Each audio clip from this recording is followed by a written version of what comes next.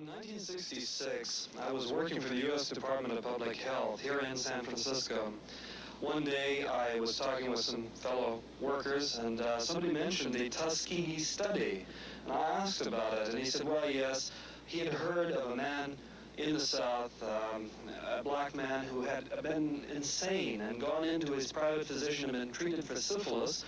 And later the private physician had been contacted and told that the man should not have been treated, that he was a participant, a voluntary participant in a human experiment on untreated syphilis. I certainly think to have used human beings as guinea pigs, and I think that's what we have here. Well, the autopsy evidence that we have available to us indicate that syphilis was definitely the cause of death in 7. Considering the state of medical art at that time, there was a consensus that many patients did just as well without treatment as those who did have treatment. I know that there were 2 patients that died, the doctor said, as a result of the treatment. Initially, I was quite disturbed and frustrated because I had been trained to treat people with such a disease, and then to see individuals who had the disease, and then these individuals being told that they weren't to take treatment. And obviously there was conflict between what I believed in and what these people were being permitted to do. That is, they were not permitted, rather, to take treatment.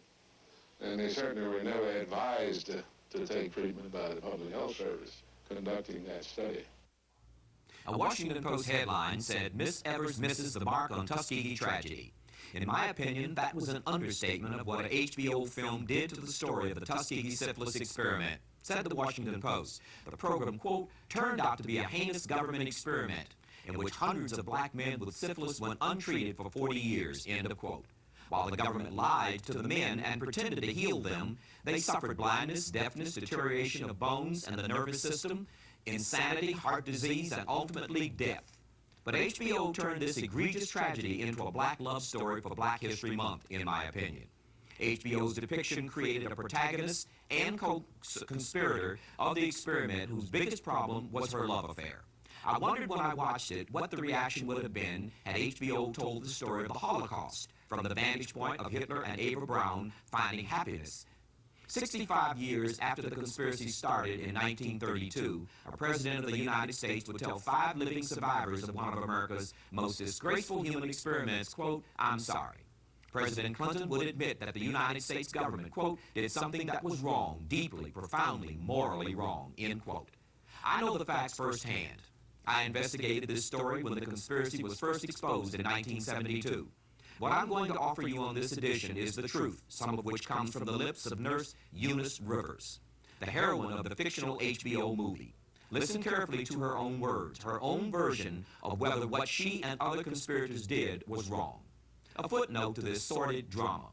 A 3-year study concluded that black men in Alabama are more likely to shun medical research studies than whites. 27% of black men avoid them compared to only 4% of white men. Around the country, largely because of the Tuskegee Syphilis Experiment, blacks share a strong suspicion of the medical establishment and the government. In fact, an overwhelming majority of blacks nationwide believe AIDS and the drug problem are the result of conspiracies by the government to eliminate the black population.